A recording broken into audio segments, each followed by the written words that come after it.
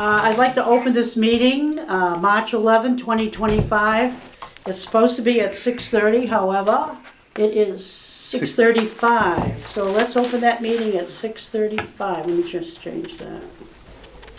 We are in room 3, and we're being televised by Area 58. We are going to begin with this discussion and possible vote. And I have, to begin with, I thought Tom Bott was going to be here, but I guess we can do this on our own here. Everybody's so busy tonight, it's crazy. Do we have to get George in here? Yes, let's get George in here. That's for, you want to, let's do this and we'll get Okay. George in, okay? All right. So Roger, and I'll have to tell you the first business is going to be that annual report. I put it on when I sent you guys all that email. Tom Bott, and I can, if you don't mind, I was going to read it. I want it to be in with the minutes. Annual report, Chapter 121B, Urban Renewal. Tom Bott is sending it to myself and to Maggie, the DHCD Relocate Coordinator. It says here, with the departure of the Hillwood Group from the Green Business Park in the fall of 2022, the subject area of the Urban Renewal Plan, there hasn't, other than conversations with the landowners, been any activity with the Carver RDA regarding the Urban Development Plan. In May of 2023, the RDA returned the existing balance of $7,414.48 in the consulting account to Hillwood. The town of Carver and the RDA were optimistic following the passage of several zoning changes, including building height, that would have benefited the development of the park at the annual town meeting of 2022. Following Hillwood's departure, an article at the 2023 annual town meeting was passed to reduce the building height, which had been raised 65 feet, back to 40. Due to the submission of a subdivision plan prior to the 2023 town meeting, the property was able to retain the 65-foot building height for the 8 years beyond the endorsement of the definitive plan on April 23, 2024. Route 44 LLC, the owner and developers of the Green Business Park, continued to work with the planning board on amending the subdivision plans, but no site plans or special permits have been submitted for any specific projects with the area of the URP. On July 11, 2023, the planning board approved a rescission of the subdivision plan entitled Route 44 Development LLC Definitive Subdivision Rescission Plan, Montello Street / Green Parkway, located on Montello Street, Carver, Mass. On October 17, 2023, the developers submitted an application for a new 4-lot subdivision entitled Definitive Subdivision Plan for Route 44 Development LLC, proposed Route 44 Commerce Park, dated October 13, 2023.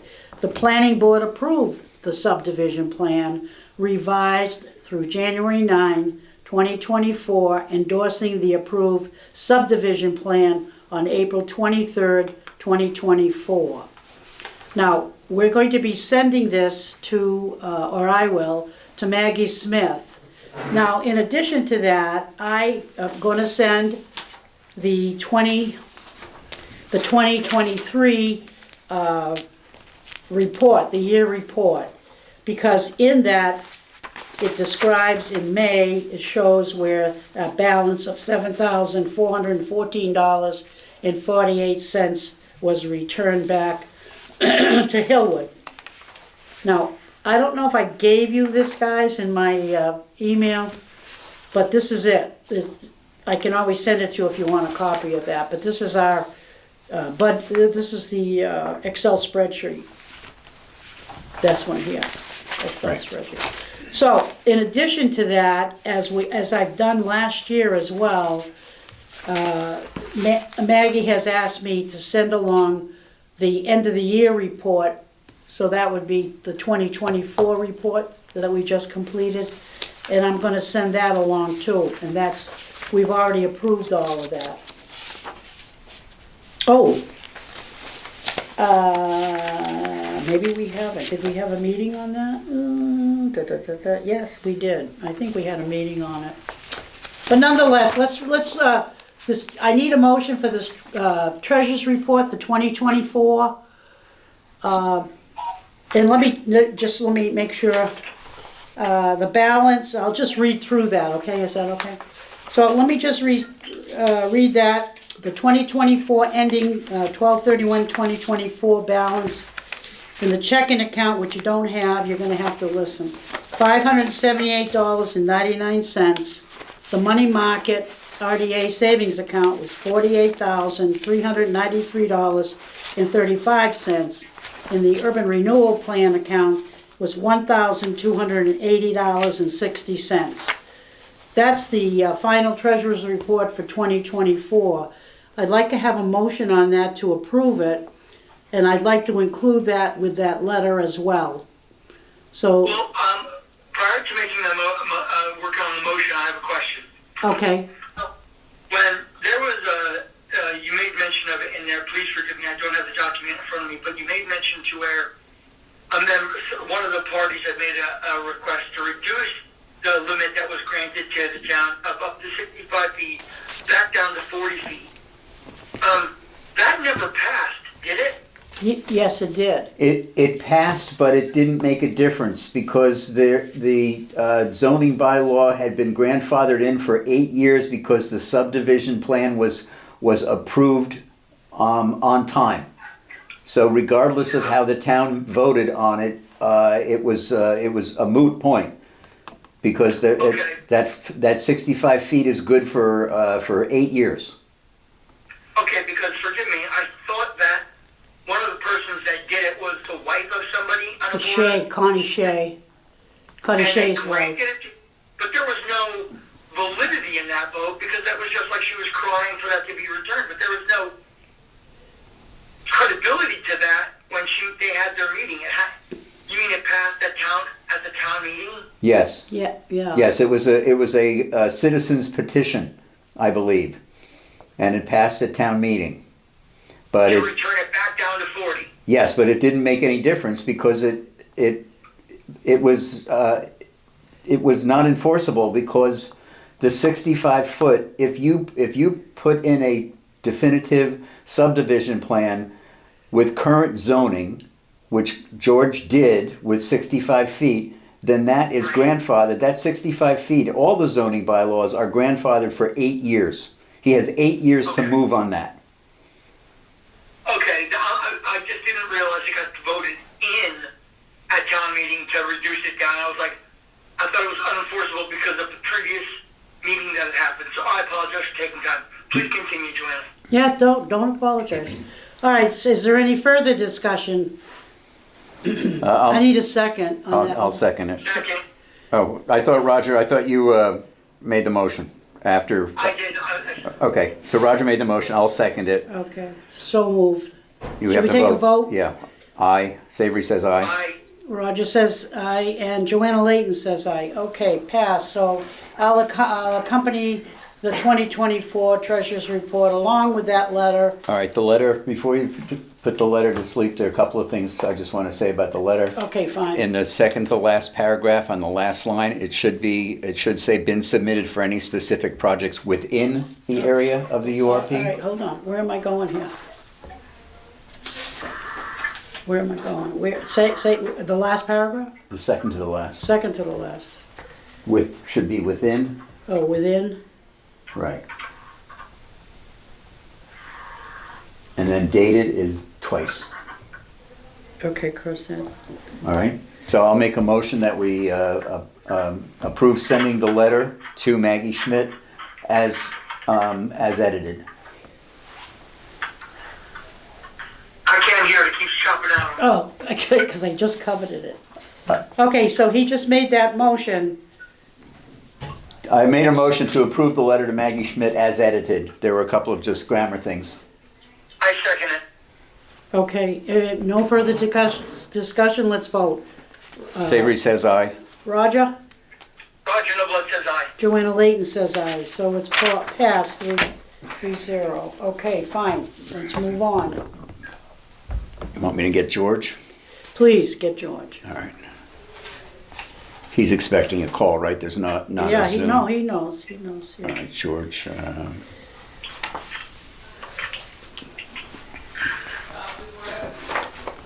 Why can't I?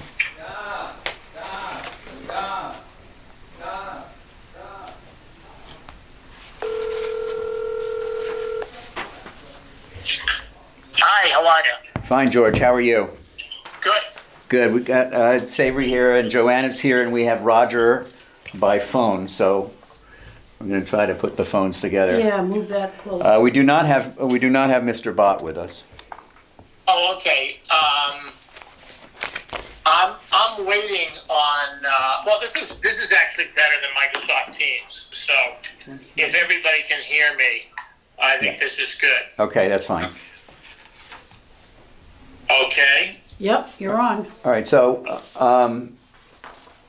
we met with Glenn yesterday. Did you sent Yeah. George? All right. So I copied him. All right. We met with Glenn yesterday.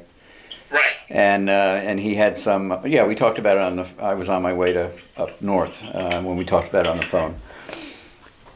So, we'd hoped to have Tom in here, to talk a little bit more about next steps. All right. But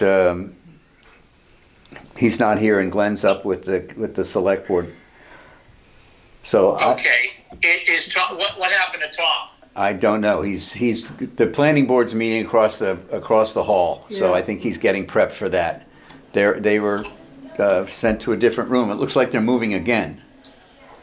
Maybe, yeah. They moved? They're all. Yes, we could probably go in there. They all left. Oh, they did? They all left that room. All right. Well, Anyway. We'll do the best we can. So anyway, they're shifting the planning board all over the place, and Tom's with them. Yeah. So I don't know if there's anything further that we want to talk about without Tom here. Yeah, no, I think we talked about it. I mean, our position is that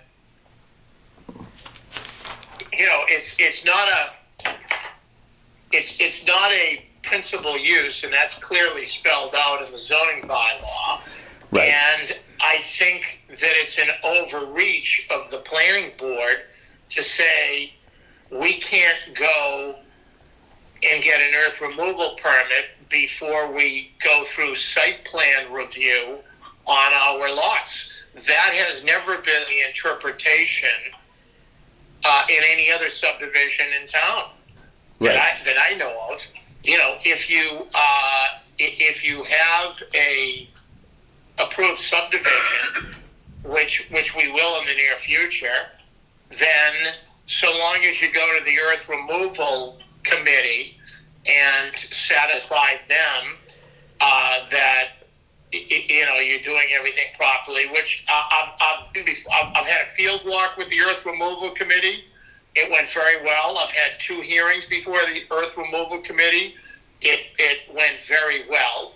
And I think that they were prepared to give us an earth removal permit for the 480,000 cubic yards that we were looking to remove. And they were going to insist that we phase it and that we only operate on certain hours and a certain number of trucks a day, et cetera, all of which was going to be fine. And then I don't know what happened, but then all of a sudden Tom had a meeting with the planning board, the building inspector, the earth removal committee, Glenn Cannon, and basically, and you folks, I guess Joanna was there. Yeah. And he started quoting from the zoning bylaws that, we couldn't remove dirt in we couldn't remove earth in a green business park zone, but it's only prohibited as a principal use. That's and correct. This is not principal use. Right. So I feel that what he said to the group that day was not accurate, and there is nothing in the zoning bylaw, subdivision rules and regulations that says you can't remove earth before you get site plan review. I mean, that's just never been the way it's been interpreted, and I don't think that's accurate, and I don't think that's fair. And the net result of it is we're not going to go ahead with the project if that's their position. And, maybe we'll shift and we'll come to you folks and seek to put a massive solar field there or whatever. I mean, I just don't know. But, I mean, we've all put in a lot of time and effort and money. And, I just think I'm having obstacles thrown in my path at the 11th hour, and it's just not fair. Well, I mean, you're preaching to the choir here with us. We know Yeah. that, and that's why we met with Glenn yesterday. And I think we got a couple of points in front of Glenn that he wasn't aware of. Again, I don't know where that will lead us, but hopefully there'll be some kind of conversation that takes place at the upper level in town hall here that maybe would move towards a change in attitude. Yeah, and you folks, and as you know, I mean, I have had nothing but great relations with the town of Carver. And at the 11th hour, after Bob and I have invested, $12 million assembling this site and getting it permitted, I just don't think at the 11th hour having this strained interpretation thrown at us it's just completely unfair. This is supposed to be a public-private project to develop a long, vacant, decadent parcel, and we're just about there. And now all of a sudden, because Amy Questle writes a legal opinion that's not accurate, everything comes to a grinding halt. I mean, my head's spinning, to say the least. Is Kathleen O'Donnell going to write a letter? Would she? I haven't gotten anything yet, I haven't and she either. was away that long weekend, and Yeah. I'll connect with her again tomorrow. On that, I'll definitely connect with her tomorrow, and I'm sure that Savory and I will follow up with Glenn. Yes, we will. And part of what we talked to Glenn about yesterday, and part of the discovery on his part of things he didn't know, being new to the town, we described everything that you had done to completely avoid any kind of eminent domain up there by buying all those properties up at fair market value plus some, and working how well you worked with everybody to get what you needed, but leaving them all happy.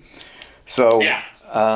And we at the RDA, the current members and the past members, have nothing but good things to say about working with you. And I think all of the town officials, the fire and police and EMS, when it looked like Hillwood was coming in, we had great meetings with all of those people and getting to where we thought we would be with the community development agreement.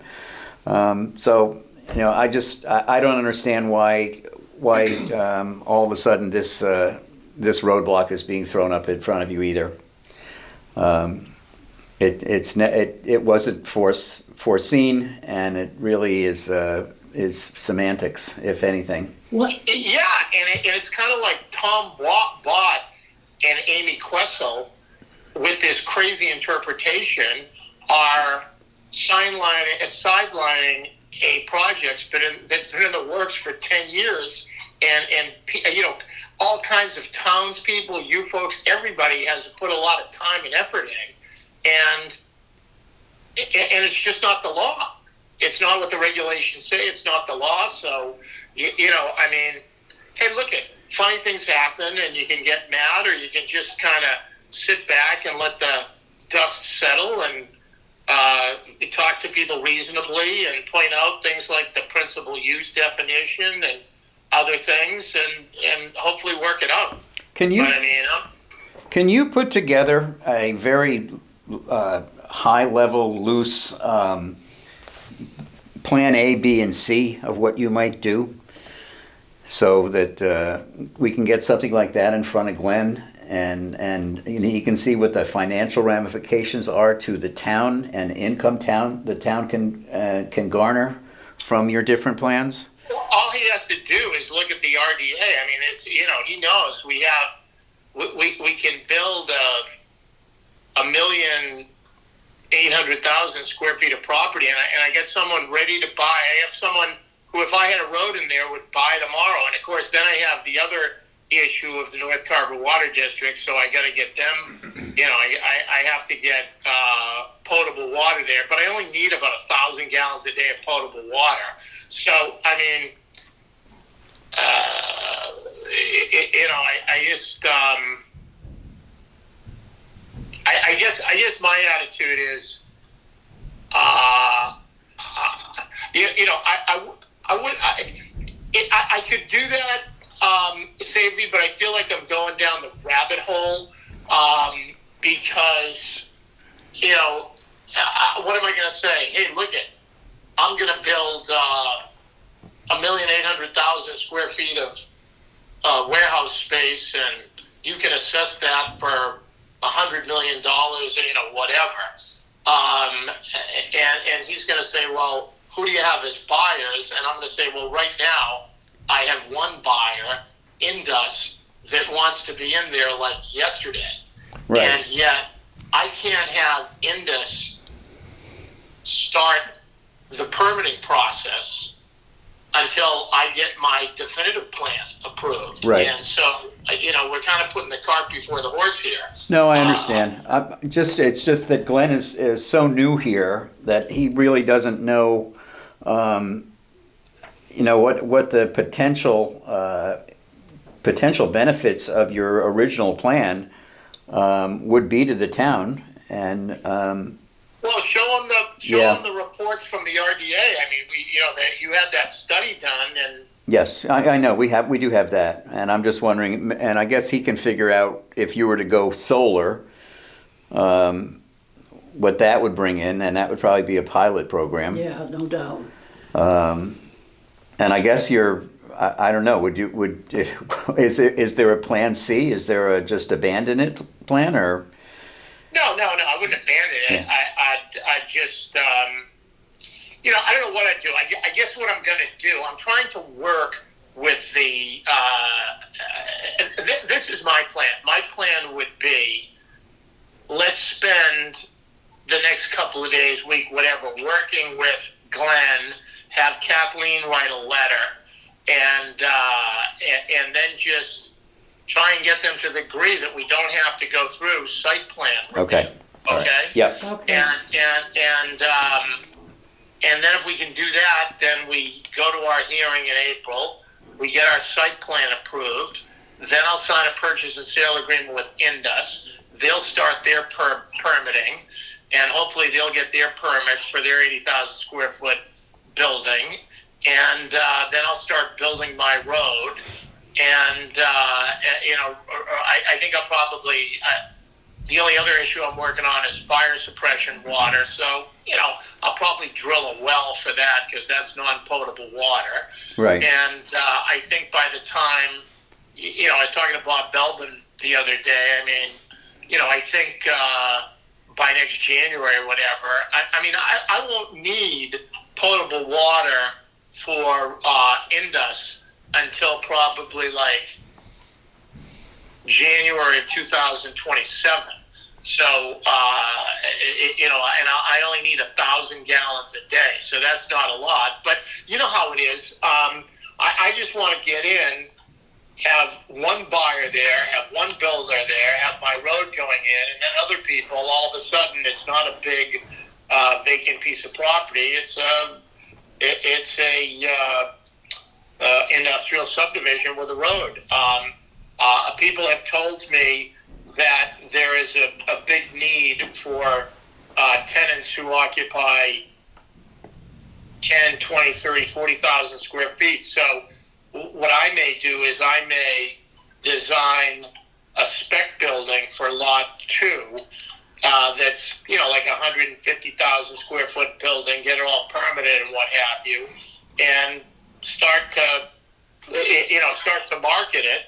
And if I get people, all I have to do is lease half of the building, and it makes sense to build it. So, I'd go ahead and do that. I have some other people are looking at the property later this month.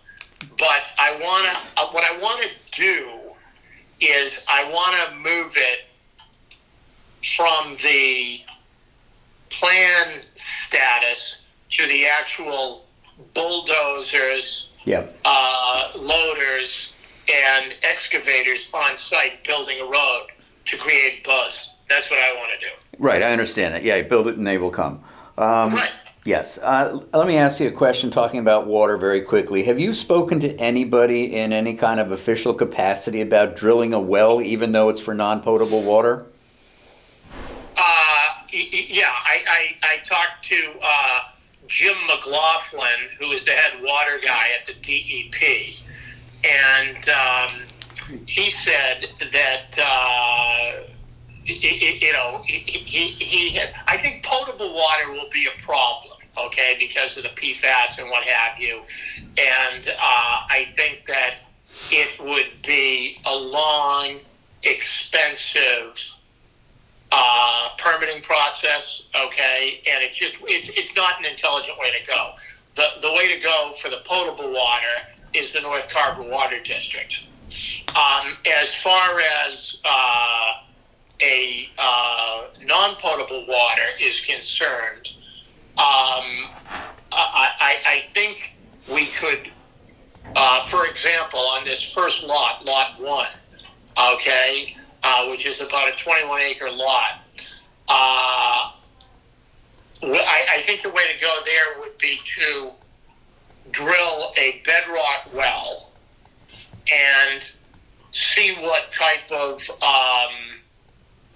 see what type of water was coming out of there, and I don't think it would have PFAS or anything in it, and then what I had preliminarily talked with them about is what you do is you'd have a tank on property. Would have to, the size of the tank and everything would have to be agreed upon with the fire department. And so you'd have a tank on property full of water. You'd have a pump next to the tank that would have a dedicated electrical circuit just to that pump. You also might have a diesel generator backup. I don't know. These are all details to be worked out with the fire department. And that water would only supply fire suppression water into the building. And as a matter of fact, they might not even want water in the, it would be a so-called dry system, so they might not even want the water in the sprinkler pipes until there was a fire. And the reason for that is this. When you're dealing with fire suppression water, okay, what the DEP does not want to have happen is they don't want to have a plumber go into a building and start monkeying around with pipes and connecting different pipes and all of a sudden take non-potable fire suppression water and mix it in with potable water. Okay, yeah, makes sense. Yeah. And so there are all kinds of ways that they avoid that. One is not to have any water in the pipes, so that if a plumber cuts into a pipe and isn't getting any water, he realizes, oh, wait a second, I cut into a fire pipe. I mean, hopefully it would never happen, and it shouldn't happen, but people do dumb things, as we all know. Right. And also in discussing it with them, and you've probably seen this in buildings, what they do is they will have fire suppression pipes painted red. Yes. So that even a monkey would understand, you're in a control room and there's pipes all over the place. Well, the red pipe, don't go near that, because that's a fire suppression pipe. So that's another way. And All right, Mike. so I've had preliminary discussions. All right, my question, I understand all that. My question really was, have you spoken to anybody at the DEP, I guess, about your ability to drill a well on that property, even if it's for non-potable water? Yes. Okay, so you've gotten a tacit permission or verbal approval? No. What would happen is this. See, there was, I talked to Kevin, is it Ford or Forg? Forg, F-O-R-G-U-E. Yeah. And I talked to Kevin Ford about doing it, and he said, let me talk to the DEP. So he talked to the DEP, and he got a hard no back from the DEP. But he didn't realize that I had previously talked to them about this. So I think there was some kind of mix-up in the translation with between Kevin Forg and the DEP. But I'll get that straightened out. Okay. The bottom line, the way it would work would be this. I'd go back to the DEP. I'd tell them what I wanted to do. They would say, yeah, we have no problem with that in theory, but you'd have to do it this way. It would have to go into a separate tank, and then the tank would have to go in to feed the fire pipes only, and the fire pipes wouldn't have water in them because of this cross-contamination issue I just discussed. And then what would happen is I would connect Kevin with them so that he could hear from whomever I spoke with the DEP that, we're letting them proceed on a preliminary basis, but we have no problem with it. And then what I would do is, and I already have the plans to do it, I talked to GAF Engineering about doing it. GAF Engineering would locate where we want to put the well on a plan, and then the well driller would go to the Board of Health and file an application to drill a bedrock well, and then presumably we get a permit from the Board of Health to drill the bedrock well, and then assuming we drill the bedrock well and it hits plenty of water, then what we do is we test the water, and the water comes back, and the water's fine, doesn't have any PFAS in it, and everything's wonderful. And so then we would know, okay, we got a well that's capable of pumping, 25 gallons a minute, that doesn't have any contaminants in it, everything's fine. And so we just cap the well, and we know, and then I'd go to I'd discuss it also with the fire department ahead of time and saying, look, this is what I'm thinking of doing. And they'd say, presumably, fine.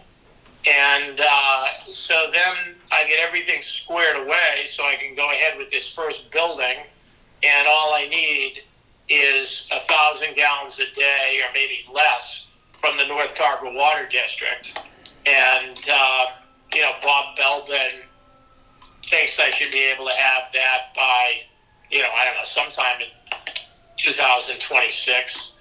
And we'll know a lot more from the North Carver Water District because they have an RFP going out to have someone come in, look at the system, and kind of tune it up and decide, what needs to be done with it. All right. You're also aware that there is an article on town meeting to dissolve the North Carver Water District.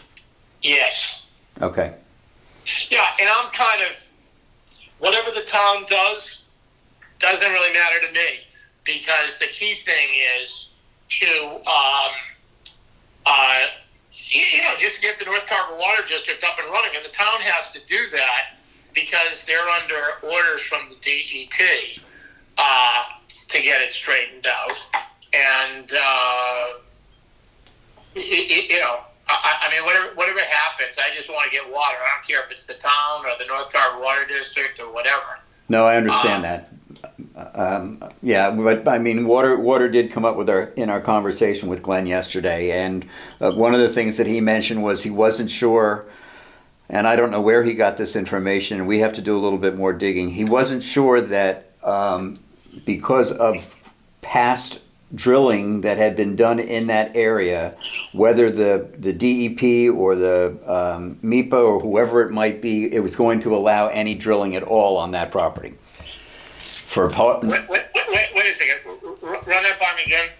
He said something about the fact that he didn't think any permission would be granted to drill any well on your property. Who said that? Glenn. Glenn. Well, what does he base that on? He based it on I don't know if it was hearsay or just previous wells that had been dug there, but we didn't talk about water till very late in our meeting, and we basically, it was almost an out-the-door conversation.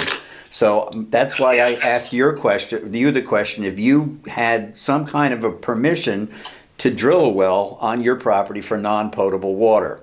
I will find out more about what Glenn was talking about and let you know. Can I make a suggestion? If you go Yeah, to... wait a second. I wouldn't even bother. I mean, you can talk to him, that's fine, but I mean, I love Glenn. I think Glenn's great, but I've talked to a lot more people about, drilling wells and what have you. That might have been based on a conversation he had with Kevin, based upon Kevin's previous kind of. There was a mix-up in the translation when Kevin spoke to DEP. Okay. So that might have been based on that. But okay, that makes sense. It's just let me tell you, I'm pretty optimistic that if I went to the DEP and said, I want to drill a well to, for fire suppression water, they would, they let you. They would have no problem with it. Okay. And it's kind of their attitude would be, if it was, see, there's two types of well. There's a potable well, obviously, and there's non-potable, okay? This is really the distinction. When you have a well in your backyard, that's a private well. When you have a well where 25 or more people are going to have access to water from that well, that becomes a public water supply. And there are very stringent criteria that relate to a public water supply. Okay. And I don't even know, it's kind of a common sense thing the way I look at it.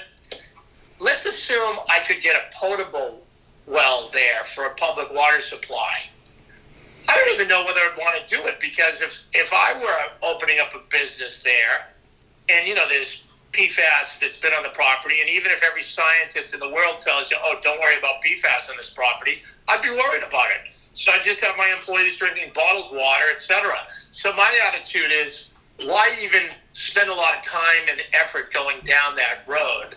Okay. I'll just get my water from the North Carver Water District. I only need 500 or 1,000 a day for this first user, and I'm sure they're all going to have bubbler water anyways. And I'll just drill a well for fire suppression. Okay. So I don't think it's going to be an issue. All right, that's fine. Now, just just to go a little bit step further, what Glenn is saying is that if the North Carver Water District is dissolved at town meeting, that the town itself, through the select board, is going to have an engineering company come in and figure out how much it would cost to fix up the North Carver water pumping station so that everybody who should be on it is on it. And he has no idea what that's going to cost, but whatever the cost is, it will have to go in front of town meeting for the town to spend the money to do that. And he's saying if it's $500,000, then that's one thing. But if it's $5 million, that's a tougher ask of the town. Yeah, but it's not going to be. They've already the North Carver Water District already has a quote from Weston and Sampson for like $62,000 to go into the North Carver Water District plant, go through it thoroughly, and get it up and running again. Okay? So that's what that's going to cost. Now, there's also some additional costs. For example, when the membranes were pickled, Right. I've heard that they were not pickled correctly, and so they may have to be replaced. If they have to be replaced, that's going to cost $200,000-$300,000. I guess those membranes are very expensive. Right. But it's not going to be $5 million. I think, because I'm telling you, I know more about the North Carver Water District than I want to know. Yeah. But I don't think it's anywhere near $5 million. I think it's in the $500,000 range. And then you're going to have the big expense would be a water tower, but I think that's something you'd get a Mass Works grant for. And so that's kind of where we are for now. Okay. All right. So, George, I just have a couple questions. First of all, you talk about DEP. When you make that call to them, and let's assume they make their suggestions and they agree, would you get something in writing, like a permit to come back? That's what everybody looks for? No. What happens with the DEP is this. There's a really good guy named Jim McLaughlin, no relation.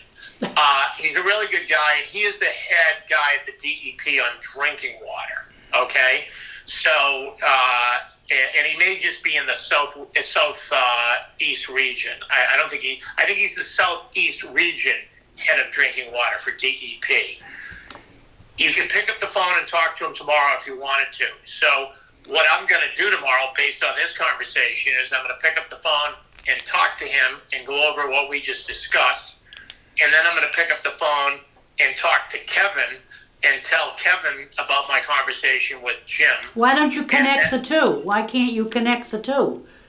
Well, Why can't you connect Kevin? They don't believe me, Johanna, guys at the DEP don't like being put on the spot, okay?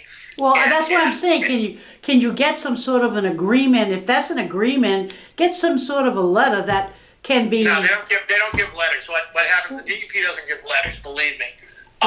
So what he'll just what Jim McLaughlin will tell Kevin is, I think, tomorrow I'll call him and make sure. I anticipate what I tell him is, look, we have no problem with this bedrock well. Devil's in the detail. So, talk to McLaughlin's LSP. He doesn't think there's going to be any issue with PFAS if it gets drilled in this location. We'll fill out the application. I'll show him where I want to drop the well, and I'll have the well drilled, and then we'll have the water tested, and we'll take it from there. And if everything's fine, I'll have my fire suppression water. Okay. Okay. The other question I have is, you mentioned April. Is that a meeting you're having already set with planning board? Yeah, we moved our hearing that was supposed to be tonight to next in April, whenever they're meeting in April. I think it may be like April 25th or something. I can't remember. Okay. Because we wanted enough time so that we could all talk intelligently and get this resolved. Okay. And the last question is, how was the how was the earth removal? You had that public hearing, and it was supposed to be continued. I mean, where are you with that? Yeah. I continued that into April too. That was supposed to be today at 3:00, and I continued that into April. Okay. All right. Yeah. Okay. Okay. Anything else? So, I guess that...